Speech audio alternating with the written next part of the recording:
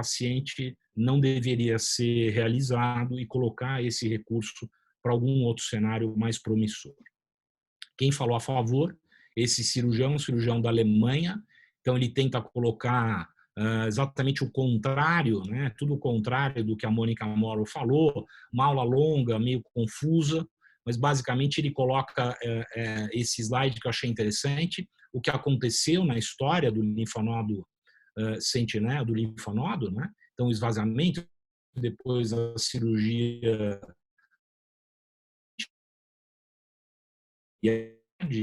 e a proposta da omissão da cirurgia. E na mama a mesma coisa, saindo da mastectomia, indo para a cirurgia conservadora e para a ausência de cirurgia. O que eu achei interessante, eu vou colocar só esse slide dele, ele coloca um estudo que ele faz um pouco de inteligência artificial através do ensinamento dos softwares para entender quais eram as pacientes que foram submetidas à mamotomia e o quanto que esse software conseguiu identificar os pacientes elegíveis e que poderiam ter uma resposta excelente. Então, existe toda uma questão de aprendizado desse software, depois quem foi incluído e tal. Então, basicamente, para vocês entenderem, com essa inteligência artificial, a taxa de falso negativo, lembre que quase todos os estudos foram, isso 2019, eles foram falhos em relação à taxa de falso negativo. Então, a cirurgia continuou como padrão ouro. Mas, através disso, desse ensinamento artificial, da inteligência artificial, conseguiu-se uma taxa de falso negativo muito baixa, em torno de 1,2%. Essa é a curva ROC, né? Ela está amplamente aqui para cima, mostrando que isso pode ajudar. Bom, eu vou passar do IBS, eu falei que eu ia falar do IBS para o Leandro, mas eu não vou falar. Eu vou falar um pouco mais da axila, porque eu acho que é o que os cirurgiões aqui estão interessados. A Viviana falou um pouquinho do manejo, e aí ela vai colocando cada estudo e fazendo uma análise de cada estudo. Esse é um estudo da Andrea Barrio, do Memória, que todo mundo conhece. Ela fala sobre a recorrência axilar, que é um evento realmente raro pós quimioterapia neoadjuvante, se isso foi feito de uma forma adequada.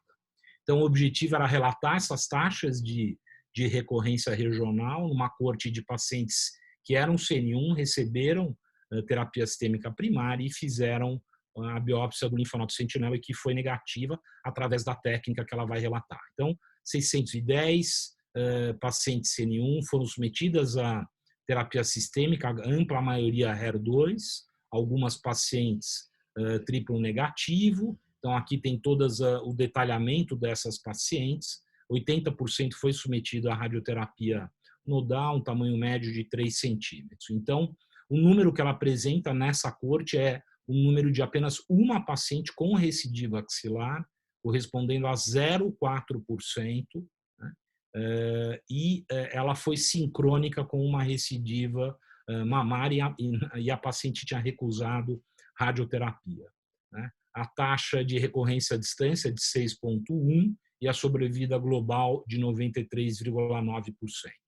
É importante falar que lá no Memória eles não usam a clipagem, então ela finaliza pacientes tratadas com terapia sistêmica primária, onde você tem acima de 3 linfonodos sentinelas negativos, né, e que foram tratadas com a biópsia isolada, né, essa recidiva foi muito baixa e as pacientes não foram clipadas, né. Então, esse estudo ele apoia efetivamente a omissão do esvaziamento nesse cenário e entende que a clipagem pode ser desnecessária nessa paciente. Bom, continuando, esse é um outro estudo, com que frequência, né, os linfonodos clipados são localizados. Esse é um estudo do Dana-Farber, da Ana Weiss.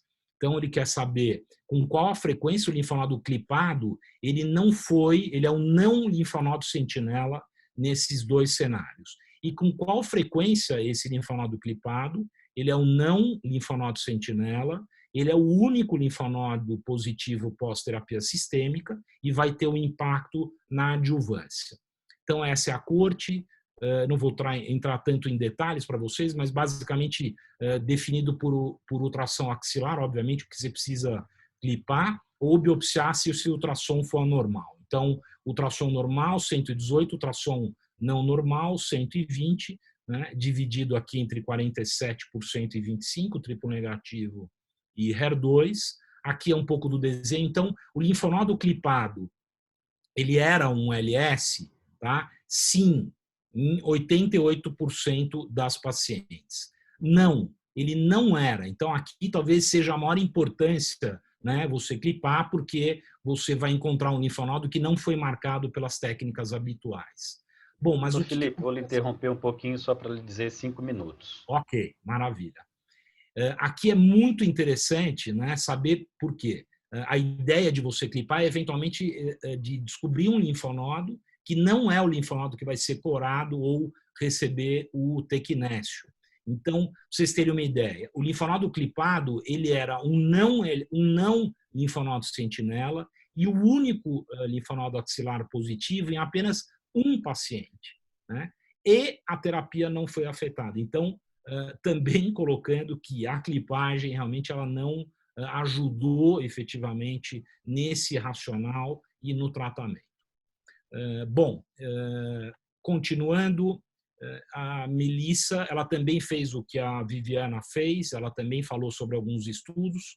Eu vou basicamente falar sobre esse, que é o Sinodar-1. Ele é muito parecido com o ACOSOG, ela coloca algumas limitações do ACOSOG, né, que só ele tinha 70% dos tumores abaixo de 2 centímetros, 40% do linfonodo só tinham micrometástase e a maioria recebeu a radioterapia da mama inteira. Esse é o desenho, então, diferente do ACOSOG, ele permitiu a mastectomia, né, e as pacientes tinham que ter micrometástases. Bom, basicamente esses são os desfechos muito similares ao ACOSOG, sobrevida global. Esses são os grupos, vamos caminhando. Então, o que esse estudo mostrou? Que com esse acompanhamento de curto prazo, baixas taxas de eventos entre as pacientes que tinham macrometástase apenas com a técnica do linfonodo sentinela. Em relação ao grupo de mastectomia, ela coloca que os detalhes da rádio não foram tão bem conhecidos. Continuando, pacientes idosos, aqui eu acho que é uma oportunidade imensa que a gente tem para descalonar, acho que vai ficar para discussão, porque eu não devo conseguir cumprir meu tempo, mas basicamente a proposta do Choosing Wise é que pacientes clinicamente axila negativa, acima de 70, receptor hormonal estágio inicial, HER2 negativo, elas não devam nem ser submetidas ao linfonodo sentinela. E não é o que mostra, essa corte mostra que 80% foi submetida ao linfonodo sentinela. Então, aqui tem todos os dados, ele compara biópsia negativa, biópsia positiva, toda a diferenciação entre grau e tamanho do tumor. Em relação ao tratamento que foi ofertado, lembrando sempre, quando o linfonodo foi negativo e foi positivo, né? Aqui a associação da biópsia positiva e terapia adjuvante. Então, vários dados eles eram independentes de saber efetivamente qual era a patologia desse linfonodo. Então, paciente submetido a cirurgia conservadora, paciente um pouco mais jovem, grau maior e o tamanho maior desse tumor. Aqui, a sobrevida global e específica são sobrevidas muito interessantes, né? Então, lembrando sempre que metade dessas pacientes elas não foram submetidas à biópsia do linfonodo sentinela. Bom, ele foi desenvolvido um nomograma, esse nomograma ele coloca que a sobrevida específica por câncer de mama, morte por câncer de mama em pacientes com sentinela positivo e negativo, quando foi analisado todas as combinações de características tumorais, ela foi semelhante. Né? E principalmente quando as pacientes receberam terapia endócrina. Bom, pessoal, foi uma correria um pouco no final, mas eu tentei dar uma visão, acho que depois a gente pode, talvez ao redor do ano, conversar um pouco mais sobre esses aspectos, principalmente da cirurgia axilar, com um pouco mais de calma, mas eu acho que dá para ter uma ideia do que aconteceu. Obrigado, Frank, obrigado a todos. Ótimo, obrigado, doutor Felipe. A gente passa então agora para o Leandro. Por favor, Leandro. Boa noite, compartilhar aqui minha tela.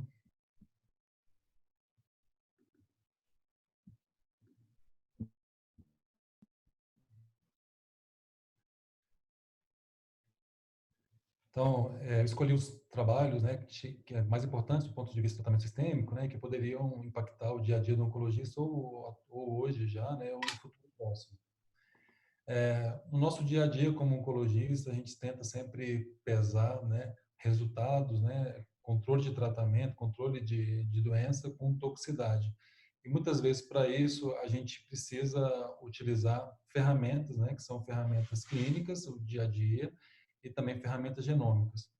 Nesse ano a gente teve a apresentação de 2 estudos, né, que levantaram questões relacionadas a testes moleculares, que tem como objetivo a gente tentar esclarecer melhor quais são os pacientes que poderiam ser beneficiados de um tratamento com quimioterapia. Então, a gente teve um estudo avaliando o grupo de pacientes que eram de baixo risco clínico, do MINDACT, que é do MamaPrint, e teve um estudo do Oncotype DX avaliando pacientes com 1 a 3 linfonodos positivos. Então, esse primeiro estudo, ARC-Responder, foi um estudo que avaliou o uso do Oncotype DX em pacientes com 1 a 3 linfonodos positivos.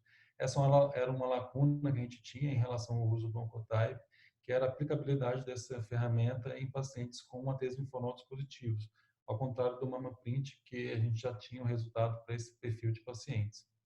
Então, a questão desse estudo era qual o papel do Oncotype DX em predizer o benefício de quimioterapia em pacientes com receptores hormonais positivos, HER2 negativos, com 1 a 3 linfonodos positivos. Este foi o principal objetivo do estudo. Além disso, também avaliar se o benefício da quimioterapia ele era linear com o aumento do score de recorrência. Então, esse foi um estudo que incluiu pacientes hormônio positivos. Aqui é importante observar que eles incluíram pacientes com expressão de receptor hormonal maior ou igual a 1%.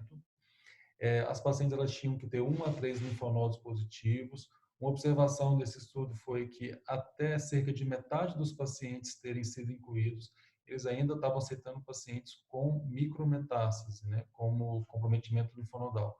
E esses pacientes, eles só interrompeu a inclusão desse tipo de paciente somente após 2.493 pacientes serem incluídos. Então, essa é uma observação importante, né? Então, esses pacientes, aqueles pacientes que tinham score de recorrência maior do que 25, eles não entravam no estudo, porque são pacientes que tinham indicação de quimioterapia, e os pacientes com score entre 0 e 25, eles foram randomizados para quimioterapia, seguido de endocrinoterapia ou endocrinoterapia isolada. Em relação à característica dos pacientes, é que é importante observar que a maioria dos pacientes elas eram de pós-menopausa. Apesar de, hoje em dia, na prática, a maioria dos pacientes ser submetidos à pesquisa no linfonodo sentinela, com uma abordagem da axila. Nesse estudo, a maioria dos pacientes fizeram o esvaziamento axilar. Outra observação importante é que menos de 10% das pacientes tinham 3 linfonodos positivos. Então, isso é importante para a gente avaliar se o nosso paciente, no dia a dia, ele é bem representado ou não no estudo. Então, a primeira pergunta era em relação ao fator preditivo, né? O benefício da quimioterapia é linear com o aumento do score de recorrência, isto é, uma paciente com score de recorrência 25, ela tem um maior benefício do que uma paciente com score de recorrência de 1, e essa primeira análise mostrou que não, né, que o benefício da quimioterapia ele era independente do valor de score de recorrência. Causou surpresa essa informação, porque no estudo Telorex houve essa equivalência, né, entre o aumento do score de recorrência e o benefício da quimioterapia. Em relação ao fator prognóstico, então foi visto que o paciente que tem um maior score de recorrência, ele tem um pior prognóstico, e o paciente que fez quimioterapia, ele tinha um melhor prognóstico. Então, assim, a quimioterapia e o score de recorrência, eles foram fatores independentes. Então, o fato de fazer a quimioterapia melhorou o prognóstico do paciente. Então, a primeira análise, né, que foi de toda a população, né, foi visto, então, que a diferença foi de 1,4%, de uma forma geral, né, entre os pacientes com score de recorrência entre 0 e 25 e 1 a 3 linfonodos positivos entre fazer e não fazer quimioterapia.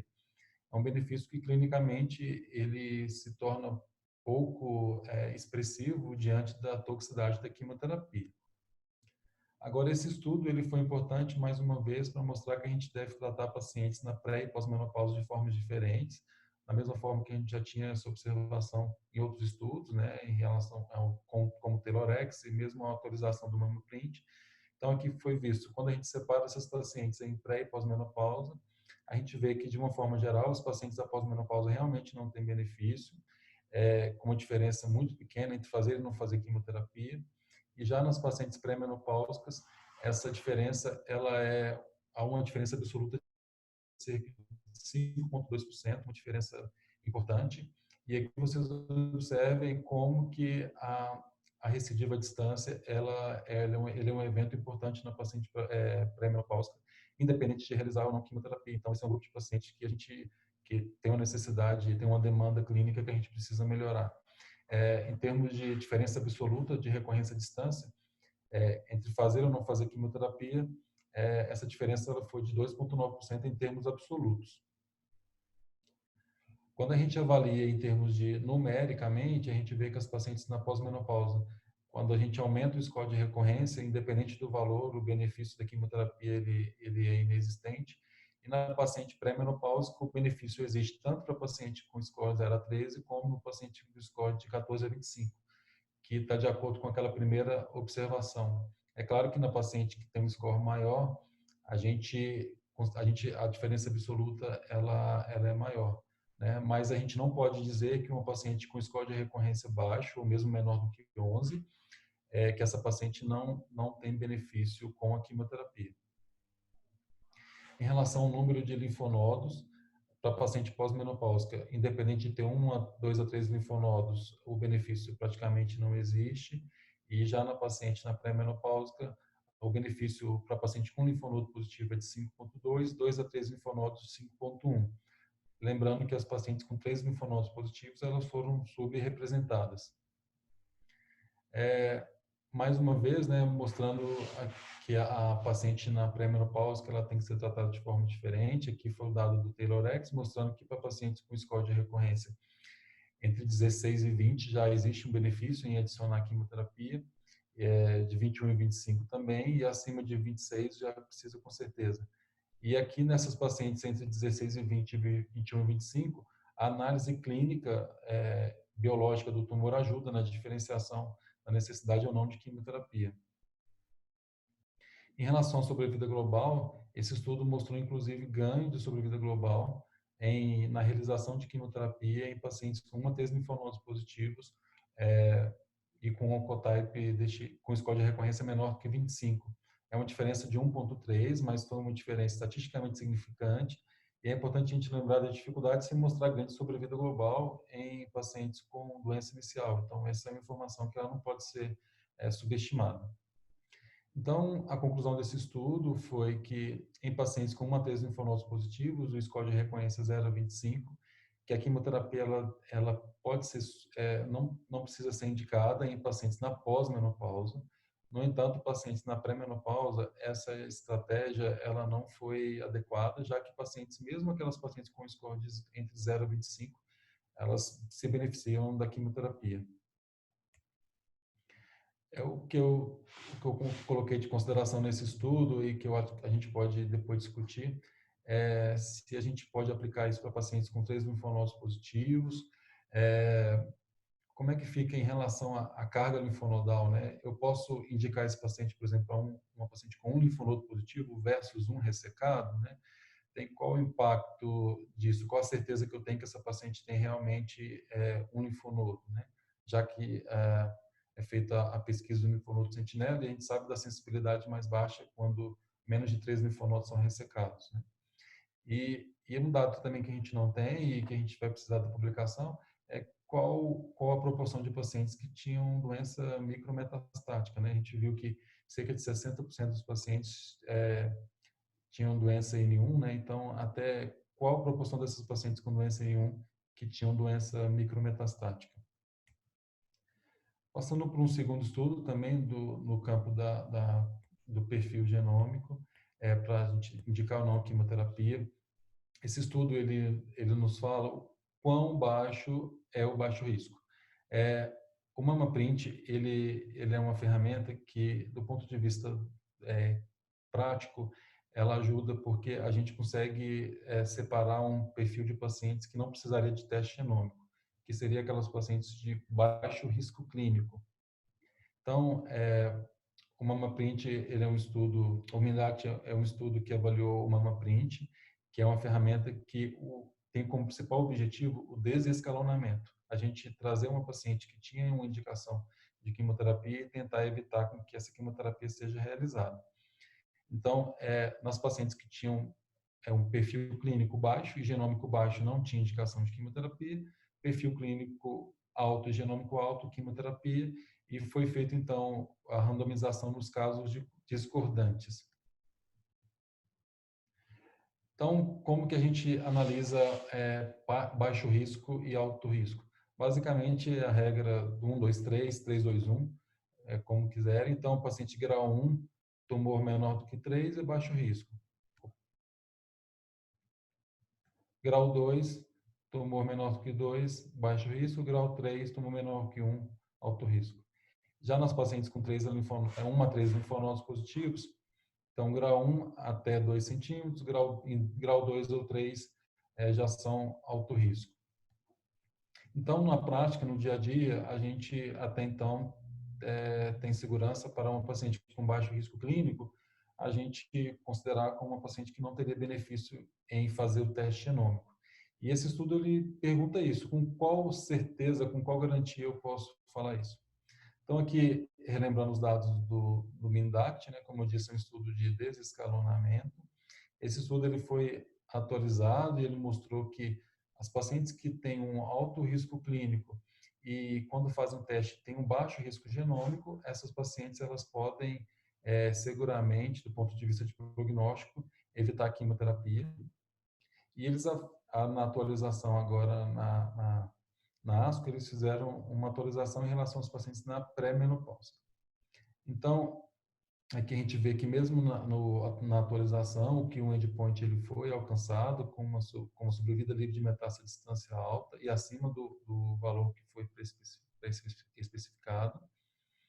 E na ASCO, o que foi apresentado foi que em pacientes com menos de 50 anos, omitir a quimioterapia naquelas com perfil genômico baixo parecia não ser tão seguro, porque o benefício da sobrevida livre de recidiva à distância, ele poderia ser relevante, cerca de 3%. Então, aqui a gente vê que as pacientes que elas têm um baixo risco clínico, de uma forma geral, elas têm um melhor prognóstico, né? Agora, em relação às Leandro, pacientes... 5 minutos, tá? 5 já? Mas e os meus... Já. E os do Rufo? Então, ótimo. Então, as pacientes que têm um baixo risco clínico, o que se mostrou foi que essas pacientes, independente de ter um perfil genômico alto ou baixo, a diferença em relação ao prognóstico era uma diferença pequena, cerca de 3%. E a randomização dessas pacientes entre fazer ou não fazer quimioterapia, houve um benefício de cerca de 1,5% em relação à quimioterapia. Então, a conclusão desse estudo é que nas pacientes com baixo risco clínico, a presença do alto risco genômico, ela teve uma diferença que, do ponto de vista prático, ela é pouco significante, cerca de 1,5%. Então, de certa forma, a gente pode, uma paciente de baixo risco clínico, a gente pode evitar mesmo a quimioterapia e não ter indicação de fazer teste genômico. Esse estudo ele seria apresentado pelo Dr. Rufo, inclusive um estudo que ele participou, e eu trouxe porque eu acho importante a gente discutir e pode ter um impacto no nosso dia a dia. Foi um estudo avaliando o papel do abemaciclib como terapia adjuvante em pacientes de alto risco. É um estudo que já foi, inclusive, publicado no JCO e agora, nesse ano, ele foi apresentado uma análise com um segmento maior. Então, os dados iniciais mostraram que o abemaciclib em pacientes de alto risco, ele melhorava os resultados, melhorava a sobrevida livre de recorrência. E agora, nesse estudo, mostrou que nas pacientes com KM67 no alto que 20, que mantinha mesmo esse benefício. Esse estudo ele veio só a reforçar, né, o ganho, e no mesmo dia foi apresentado o estudo Penélope-B, que foi um estudo com pacientes com doença residual e que fizeram na adjuvância palbociclib. E de forma não esperada foi um estudo negativo, né? Então as curvas se cruzando.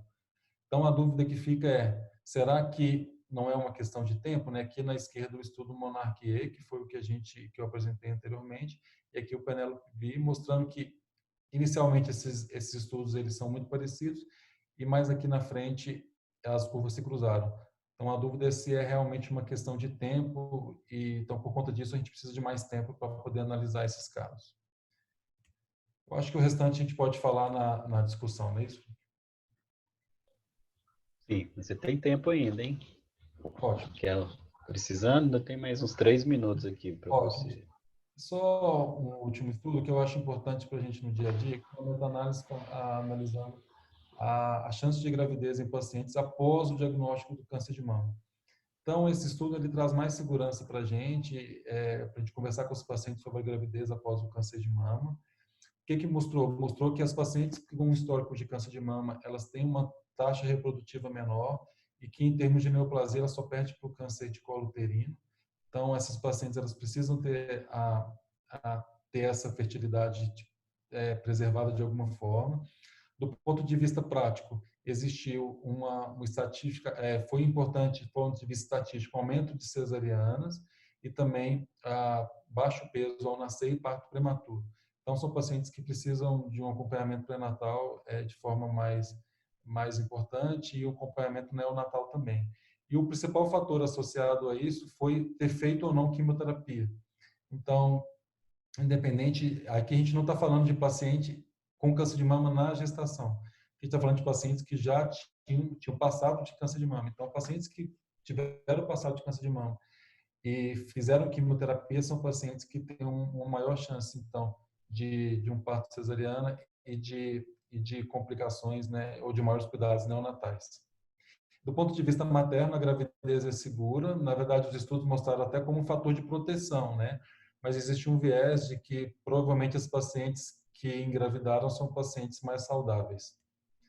Então, é isso. Muito obrigado e eu fico à disposição para discutir esses estudos mais para frente. Obrigado, Leandro. Doutora Nilceana, a palavra é sua. Não vou te interromper. Imagina, um prazer estar aqui com vocês.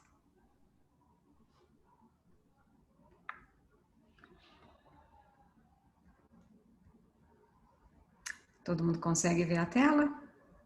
Ok. Bom, da parte da radioterapia, o que mudou após as apresentações de San Antônio, agora de dezembro, do final do ano passado?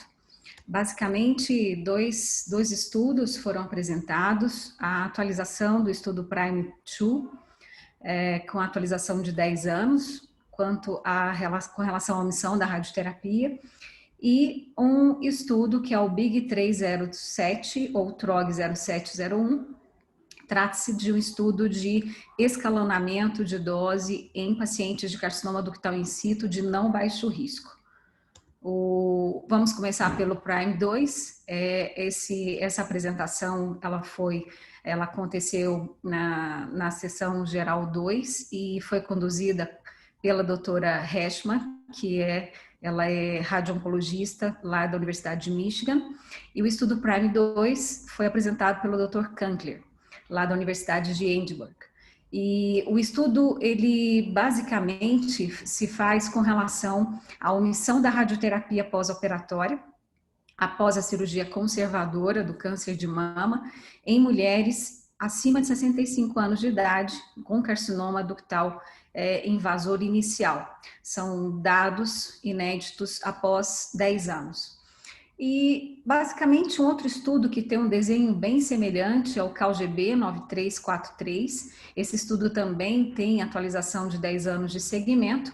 No entanto, o perfil de mulheres que fizeram parte do CalGB são mulheres de muito baixo risco, são mulheres acima de 70 anos de idade. O tamanho do tumor era de menos de 2 centímetros e que já tinha mostrado uma diferença significativa quanto à recidiva local em 10 anos. A primeira publicação de 10 anos foi no JCO de 2013 e agora o PRIME-2, com um desenho bastante semelhante quanto à omissão da radioterapia, um estudo randomizado, ele apresenta dados de atualização de 10 anos. Em 5 anos, a publicação foi de 2015, já tinha mostrado uma diferença absoluta de basicamente 3% de recidiva local para as mulheres que tiveram omissão da radioterapia acima de 65 anos de idade e com tumor. Observe aqui que o tamanho do tumor é um pouquinho maior do que as mulheres do CalGB. Então, quais são os critérios de inclusão do PRIME-2? As pacientes deveriam ser acima de 65 anos de idade ou com idade igual a 65 anos, precisaria ter um tumor invasor unilateral de câncer de mama, com um tamanho igual ou menor a 3 centímetros, todas submetidas à cirurgia conservadora da mama e que tivessem também uma axila patologicamente negativa. Observem que era obrigatório que a excisão das margens cirúrgicas tivessem no mínimo 1 milímetro e que as pacientes fossem ou receptor de estrogênio positivo ou receptor de progesterona positivo.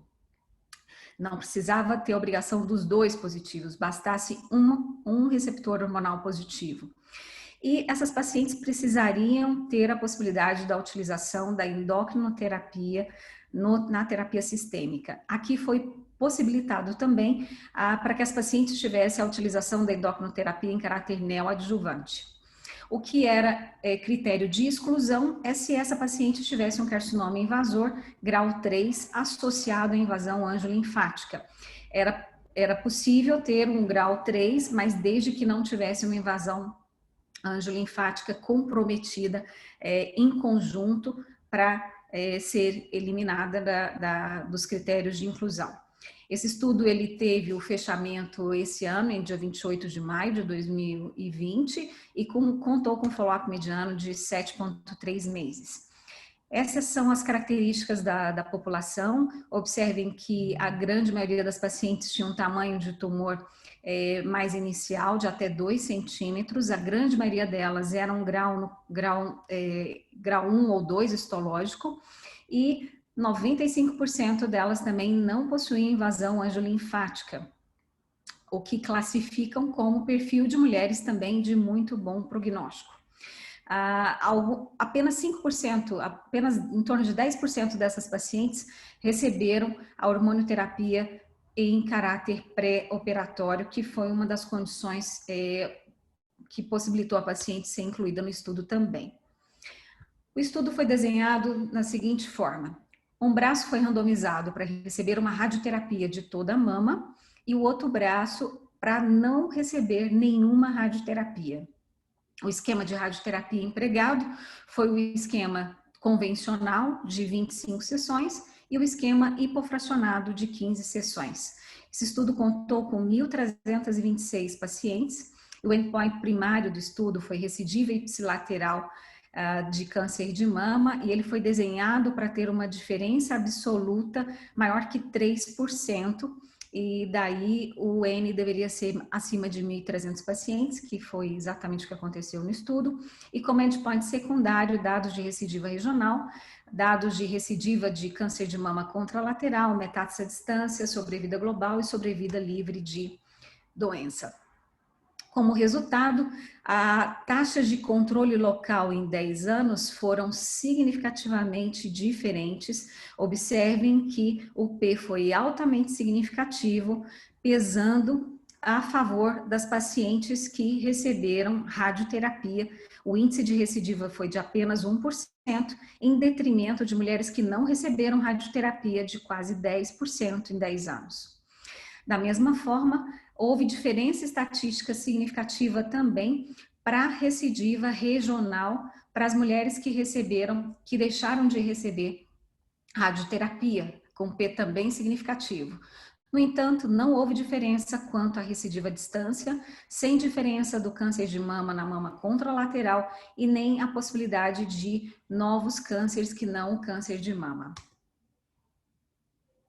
E nessa atualização de 10 anos, também não foi diferente em termos de sobrevida global, nem em termos de sobrevida livre de metástase. Então, para esse grupo de mulheres idosas de melhor perfil prognóstico, a omissão da radioterapia não impactou em sobrevida para essas mulheres.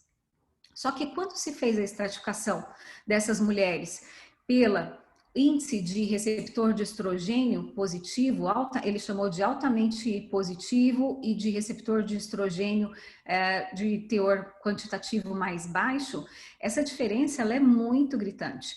Observem que pacientes que tinham uma baixa taxa de receptor de estrogênio, a diferença de taxa de recidiva local, ela foi 7% para mulheres que receberam radioterapia e chegou ao índice de quase 31% para as mulheres que não receberam radioterapia.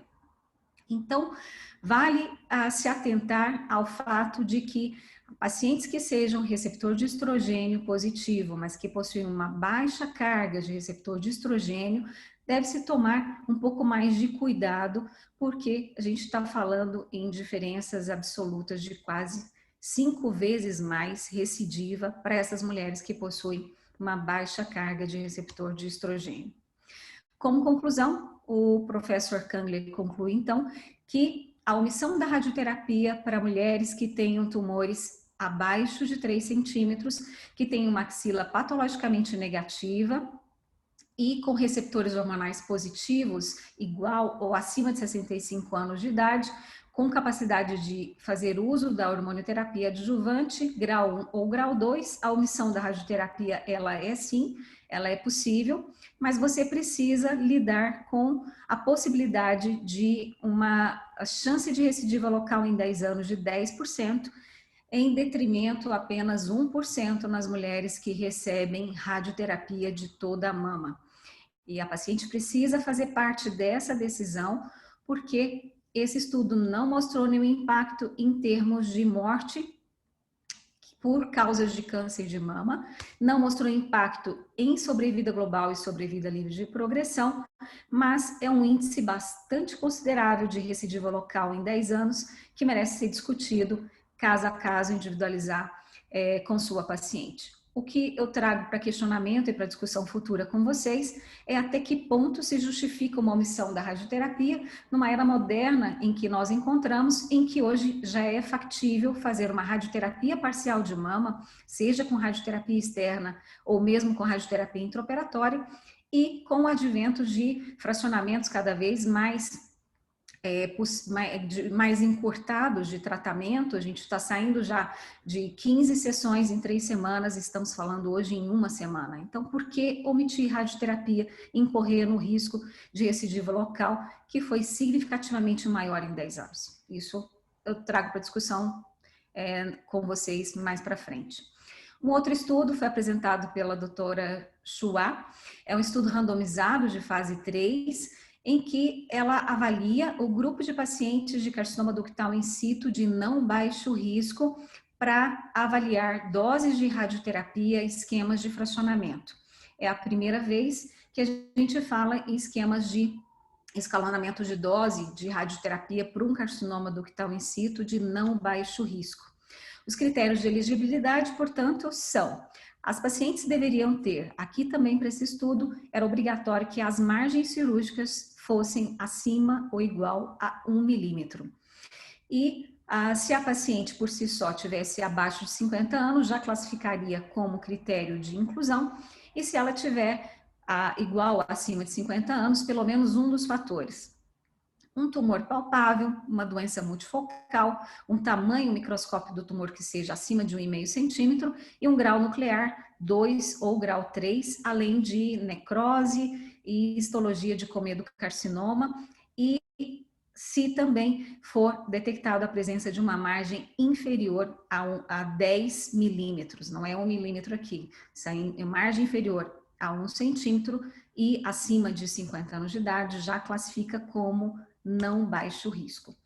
E o desenho do estudo também ele contou com 1.600 pacientes que foram randomizadas em 4 diferentes centros, e a randomização se deu.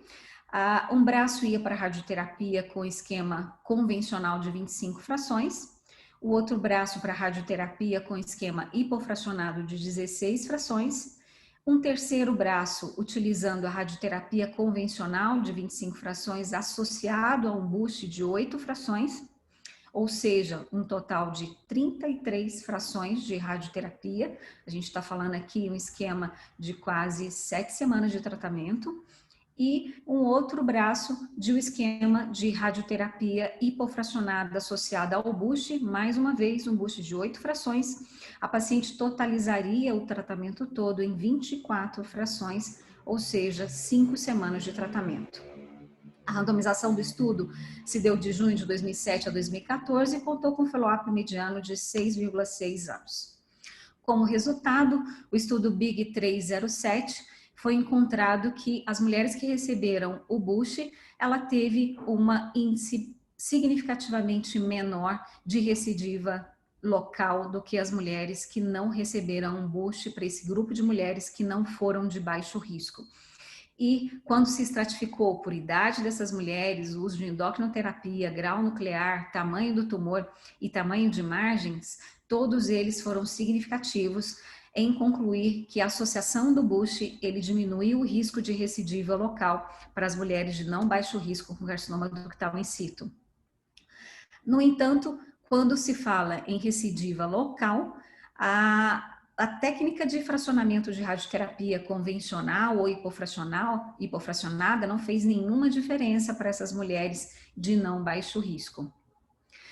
E quando se estratifica para índices de recidiva de doença, a paciente que recebeu o boost, ela também teve um menor índice de recidiva livre de doença do que as mulheres que não receberam esse reforço a mais de dose ao final do tratamento, também contando com P altamente significativo. Estratificando mais uma vez com o fracionamento da radioterapia, se convencional e hipofracionado, também não teve nenhuma diferença encontrada no estudo. E quanto à toxicidade, a índice de toxicidade aguda ela foi significativamente maior para a mulher que recebeu maior dose de radioterapia com o boost, e os maiores índices foram de toxicidade tardia. O boost ele também aumentou o índice de dor da paciente, aumento de fibrose, endurecimento da mama, aumento de telangiectasias. No entanto, o autor explica que, apesar o índice de toxicidade ser maior para as pacientes que receberam esse boost, essa toxicidade não foi grau 3, não foi tão significativa, sendo, portanto, uma possibilidade real com baixa toxicidade para as mulheres de carcinoma ductal in situ de não baixo risco. Com isso, Dr. Chouard conclui que o reforço após a radioterapia de toda a mama, ele reduziu sim a chance de recidiva local no carcinoma in situ de não baixo risco após a cirurgia conservadora. Não teve nenhuma diferença se a paciente fez a técnica de radioterapia convencional em 25 sessões ou se fez a técnica de hipofracionamento em 15, 16 frações. No entanto, aquelas que receberam boost, elas tiveram um aumento sim da fibrose na mama, só que a toxicidade dessa mama tardia, ela não foi significativa, não teve toxicidade grau 3 e 4 apresentada, e que merece sim um maior tempo de acompanhamento para essas mulheres. O reforço de dose no carcinoma in situ é uma coisa bastante discutida entre todos nós e se merece discussões para qual mulher de fato vai merecer um aumento de dose nas sessões de radioterapia. E o estudo, ele tem a sua importância com dados que já foram publicados, inclusive esse ano, na Lancet Oncology, com relação a dados de estética, de cosmese das pacientes que receberam esse boost, e também publicado na revista Verde de Radioterapia, dados associados a dados de recidiva como carcinoma invasor para esse grupo de CDIS de não baixo risco. Era isso que a gente tinha para apresentar. Eu agradeço mais uma vez a atenção de vocês e aproveito para convidá-los todos para esse ano 13 a 15 de maio. A gente insiste que nós vamos comemorar, sim, nossos 10 anos do BBCS, só que dessa vez nós já anunciamos que o nosso encontro será virtual. Ano que vem, se Deus quiser, a gente vai para a calorosa cidade de Pirenópolis e a gente pode congraçar de maneira significativa. Obrigada, um beijo em todos. Valeu, time. Parabéns a todos que fizeram certinho o horário. Parabéns, muito obrigado. Pessoal, quem estiver nos assistindo e quiser mandar suas perguntas, seus comentários, fiquem à vontade. Luciana, você já está com a mão na massa, eu vou começar fazendo uma observação, um comentário, e queria que você falasse algo em cima disso. Você acha que ainda cabe estudos como esse, especialmente o Prime 2? A gente está falando em radioterapia intraoperatória, por todos esses motivos que você mostrou, omissão de radioterapia, quando a gente está falando num grau de evolução da radioterapia, né? A gente fala em rádio intraoperatória, em radioterapia parcial, radioterapia com 5 sessões. Tem algum perigo de um estudo como o Prime 2 pegar e a gente começar a usar isso? Eu não vejo mais sentido você fazer estudos já com esse intuito, tamanho a evolução da radioterapia. Qual que é o seu comentário em relação a isso aí? Eu tenho um conflito grande de interesse, mas de fato, hoje a radioterapia, a gente tem técnicas que possibilitam ao paciente ter todo o tratamento resolvido numa única sessão, se utilizarmos a radioterapia intraoperatória, ou até mesmo técnicas de hipofracionamento em apenas uma semana, ou fazer 5 semanas, a paciente vindo até o serviço de radioterapia apenas uma vez na semana. De fato, isso não se justifica, a não ser naquelas pacientes que têm um alto índice de morbidade. E o próprio Dr. Kandler, quando ele foi questionado, várias pessoas questionaram porque se ele fez uma avaliação com relação à morbidade dessas mulheres que entraram no estudo Prime 2, ele se enrola e não responde, ou seja, ele não tem análise nenhuma quanto à morbidade dessas pacientes. Índice de toxicidade, eu omiti aqui algumas informações pelo tempo, Frank, para obedecer seu tempo, mas foi interessante mostrar também que as mulheres que fizeram radioterapia, ela teve basicamente o dobro de cardiotoxicidade do que as mulheres que não receberam radioterapia, mas ele também não dá muita explicação para fatos de se sente seguro ou não fazer. Eu acho que é muito importante você trazer a paciente para essa discussão, oferecer para ela, porque se você chega para a mulher com câncer de mama, e a gente está falando de mulheres de 65 anos para cima, são mulheres rígidas, mulheres que em plena atividade funcional, produtiva, e se você falar para ela que em 10 anos o seu risco de recidiva local é de 10%, se não fizer rádio e fazendo rádio de 1%, será que de fato ela vai ficar confortável em aguardar e não fazer nada? Por maior que seja a dificuldade dela ir até o serviço de radioterapia, percorrer alguma distância, naquelas que precisam fazer a radioterapia externa, ainda assim, nós radio-oncologistas temos como oferecer melhores técnicas, encurtar o tempo de tratamento e trazer melhora de qualidade de vida, inclusive com radioterapia parcial para reduzir índices de toxicidade, tanto cardíaca quanto pulmonar para essas mulheres. Concordo, eu acho que é isso mesmo. Doutor Felipe, olha só, vamos fazer um exercício aqui. O senhor citou aí, num dos estudos, a clipagem do sentinela. Se a gente estratificar, vamos imaginar só os pacientes triplo negativo e HER2, só os pacientes que, porventura, vão se beneficiar, se não tiver uma resposta completa, de algum tratamento adicional, TDM1, capecitabina. Para esses pacientes em especial, o senhor não acha que valesse a pena a gente diminuir a quantidade ou a possibilidade de falso negativo e clipar esses pacientes, já que se a gente tiver uma resposta não completa e essa resposta vier da axila, esses pacientes vão se beneficiar de alguma forma de um tratamento adicional? Então, Frank, esse ano tudo começou na ASCO, né, quando abordaram esse tema, né, de certa forma foi defendido essa clipagem, né, linfonodal, e aí veio uma série de críticas, inclusive o pessoal do Brasil aqui, né, o Pimentel, tudo, eles capitanearam um pouco essa discussão.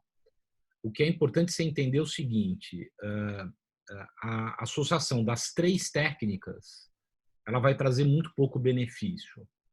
Pode fazer sentido, Frank, você usar a clipagem como uma segunda técnica. Então, por exemplo, você não tem azopatente, você só tem tecnésio. Então, se você colocar a clipagem, aí você vai te ajudar um pouco mais nessa amostra linfonodal. Tá? Então, não é que é proibido usar a clipagem, que a clipagem ninguém deve fazer. Eu acho que você pode fazer, né? Fica confortável, entender que você tem um benefício muito irrisório, ele é muito pequeno, porque normalmente quando a paciente responde na mama, ela responde na axila. Responder na mama e não responder na axila não é uma situação comum, vamos dizer assim. Tá? Eu acho que tem espaço como uma técnica a mais, né? Mas a técnica tripla tá claro realmente que ela não tem benefício. Ótimo, obrigado. Leandro, e aí, o que muda? Amanhã, como é que vai ser a prescrição? Você mostrou aí o estudo que o Rufo trabalhou, abemaciclib, e aí, amanhã já podemos começar? Como é que está o acesso? Quando é que isso vai se tornar possível lá na sua prescrição? Então, Frank, em relação aos testes genômicos, né, o perfil genômico, eu apresentei os dados do Oncotype e uma atualização dos dados do MammaPrint, que já são 2 ferramentas que a gente tem acesso no dia a dia, e a principal limitação é mesmo o custo, né? A gente sabe que mesmo para pacientes de perfil privado é um teste que não é acessível. Mas eu acho que vale a pena as operadoras, né, tentar olhar com mais cuidado sobre esses testes, né, porque agora com esse resultado do Exponder, a gente vê que a gente pode evitar a quimioterapia, né, e agora nesse perfil de pacientes com 3 linfonodos positivos pós-menopáusicos com score de recorrência menor do que 25. Então, do ponto de vista prático, para amanhã, o Oncotype ele já entra como uma alternativa, que antes eu tinha uma alternativa basicamente do MammaPrint para essas pacientes, e agora eu entro um Oncotype. E o Oncotype também, e esse estudo também mostrou que o Oncotype não é uma boa opção para paciente na pré-menopausa. Assim como o MammaPrint também já mostrou que não era uma boa opção no estudo apresentado na ASCO. Já em relação ao abemaciclib, é uma medicação que a gente tem aprovado no Brasil para pacientes paliativos, mas é uma medicação que não entrou ainda no rol da ANS, provavelmente vai entrar agora nesse ano.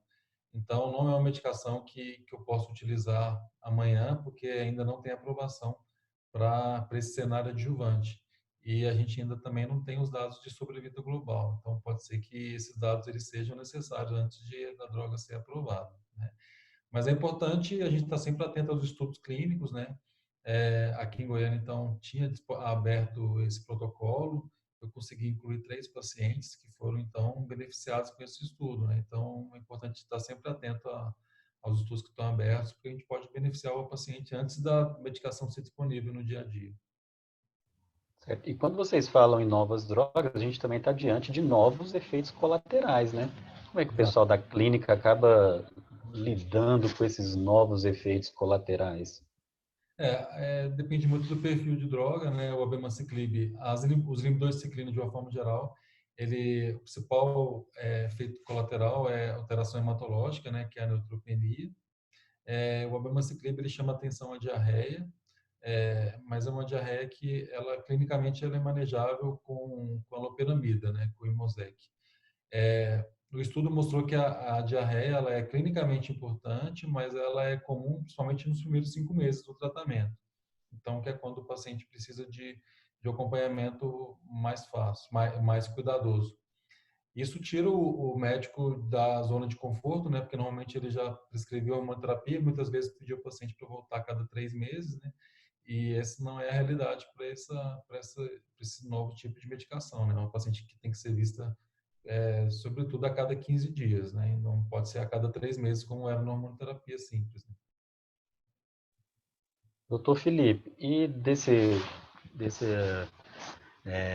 resumo da axila que o senhor fez aí, o que o senhor destacaria aí nessa discussão aí? O que o senhor acha levanta de possibilidades aí que a gente pode incorporar mais rápido possível aí na nossa prática cirúrgica?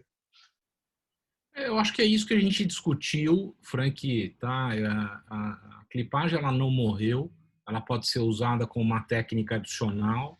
Se você só tem uma técnica, você vai diminuir com certeza a tua acurácia na cirurgia axilar. Tá? Se você tem duas técnicas, você vai se beneficiar. Então, assim, é isso. É uma questão de consciência, de recurso. Assim, o clipe para nós aqui é muito barato. Assim, eu costumo não usar azul patente, né? Então, assim, teoricamente não tem estudo que versa sobre isso, mas eu poderia usar clipagem e tecnésio, só não usar o azul. O azul me incomoda, assim, o azul atrapalha, fica sujo o campo. Então, assim, mas tem muita gente que ama o azul, prefere o azul, né? Eu penso que com o tecnésio eu consigo fazer uma cirurgia um pouco mais limpa, mais precisa, entendeu? Então é isso. A Ainda outra, que em QT-NEL, o senhor não usa o azul junto com o não Tecnesse? uso. Não, eu uso a técnica tripla, Frank. Eu uso os três, Tá. tá? E por que eu uso os três? Tem uma coisa que eu acho que é importante. Não tem nenhum estudo que fala sobre isso. Porque assim, eu já tive alguns casos que o linfonodo clipado, tá? Ele era tanto o que corava como com o tecnésio. Ele era um linfonodo isolado. Tá? Eu não tirei mais linfonodo. Realmente eu palpei a axila, não vi mais nenhum linfonodo, eu fiquei realmente tranquilo. Então, assim, eu tenho uma percepção pessoal, claro, que isso não é para todos, né, que eu consigo diminuir a minha agressão axilar ainda mais se aumento a minha especificidade, entendeu? Nesse cenário, quando você usa técnicas diversas, você acaba pegando linfonodos diversos. A outra coisa que eu falei também, isso aí também já está batido, né? Que é a paciente idosa, acima de 70 anos, de ficar fazendo linfonodo sentinela de uma forma, vamos dizer assim, sistemática. Acho que existe uma oportunidade de descalonamento, paciente idosa, acima de 70, tumor de baixo grau, grau 1, receptor estrógeno positivo, HER negativo, discutindo com o rádio e com o oncologista, descalonar e omitir de uma forma prudente. Estamos mais do que embasado para esse tipo de oferta. Ótimo. Pessoal, nesses minutinhos que nos restam, eu gostaria que vocês fiquem à vontade. Nilciana, você primeiro. Uma observação que eu chamei a atenção de vocês, mas não concluí, esse estudo, o último estudo que eu falei de fracionamento, de radioterapia no CDIS, é um estudo que passa a ser criticado nos dias de hoje, porque ele faz o boost, um acréscimo de 8 frações no final do tratamento. Isso significa que só de reforço a paciente fica 2 semanas fazendo reforço. Então, é uma coisa quase que inadmissível, sendo que você preza hoje por encurtar o tempo do tratamento da mulher. Existem possibilidades, inclusive, de você associar a radioterapia hipofracionada com o boost concomitante e sem trazer danos para essa paciente. Então, isso foi questionado também para a doutora Choá, porque desse reforço em 8 frações, né? Que é metade do número de frações de um fracionamento, de um hipofracionamento, por exemplo. Mas ela falou que é o desenho do estudo e que também não tinha muita explicação. Então, vale a atenção, então, para pesar o quanto que justifica de fato a gente está aumentando o reforço de dose para essas mulheres de não baixo risco, sabendo que a gente vai agregar também alguma coisa de toxicidade em termos estéticos de cosmese para essa mulher, mas para ter ganhos de controle local. Né?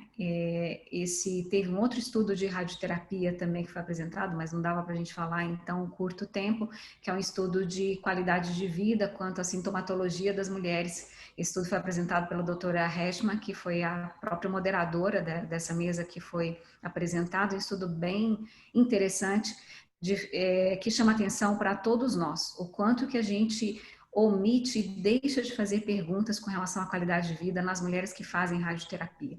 Então, fazer radioterapia para essas mulheres, boa parte delas reclamam de dor na mama, é uma coisa que vai trazer uma série de desconforto para ela e que a gente simplesmente ignora e deixa passar. Então, acho que depois a gente pode falar mais desses estudos. E agradeço imensamente pelo convite, por estar aqui com vocês. E também estou à disposição para qualquer outro questionamento. Leandro, por favor. Eu chamo a atenção só em relação à questão da análise clínica, né, que eu mostrei o estudo dado do MamaPrint, né, do MIDACT, avaliando que o paciente de baixo risco clínico, elas são realmente, têm realmente um bom prognóstico, mas vale a pena a gente lembrar que a representatividade de pacientes com baixa expressão estrogênica, né, então isso é importante no dia a dia. Eu não posso achar que uma paciente com tumor de 1,8 centímetros, grau 2, e com receptor de 5%, 10% de estrogênio, ter o mesmo prognóstico de uma paciente com o mesmo tamanho, com receptor de 90%, 80%. Né? Então, é importante a gente ter bom senso, ter utilizado da expertise, né, para tentar se diferenciar esses casos e não olhar cegamente nos estudos. Né? Então, acho que isso é importante a gente diferenciar no dia a dia. Acho que era Doutor bastante. Felipe. Desculpa, Leandro. Consideração final, Franqui? E o seu comentário, se quiser levantar mais algum ponto da tua apresentação que seja importante, fica à vontade. Assim, a Nil colocou bem, né? Quando ela existe, a radioterapia ela está sendo muito atacada, né? De certa forma, porque a oncologia clínica e a cirurgia, ela vem num cenário de descalonamento muito severo nos últimos anos.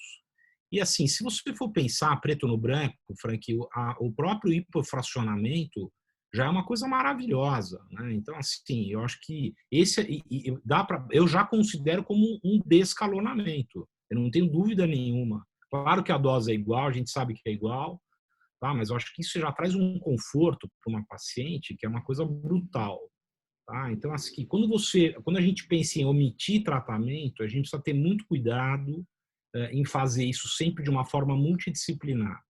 Tá? Então, quando eu falo, omitir o linfonodo na idosa, eu preciso combinar com todo mundo, porque não adianta eu jogar ela no colo da Nil e do Leandro, e ela fala, cadê o linfonodo que você não tirou, Felipe?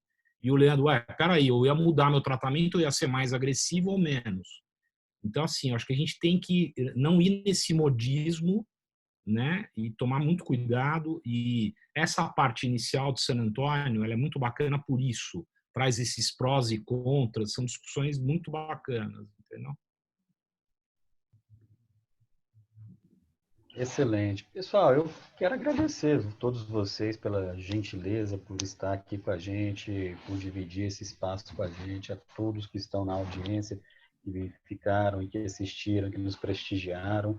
Luciana, um abraço afetuoso ao Rufo, melhoras. Obrigada. Então, breve ele volte para o campo cirúrgico, vai operar e está na ativa novamente. Se Deus quiser, em breve. Ele está mandando um abraço aqui para todos vocês.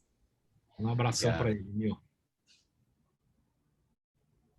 De hoje, mais uma vez, muito obrigado a todos e até o próximo. Um abraço. Obrigado, Frank. Um abraço. Um abraço. Obrigado, pessoal. Tchau. Bom ano a todos. Obrigado. Alô, Felipe.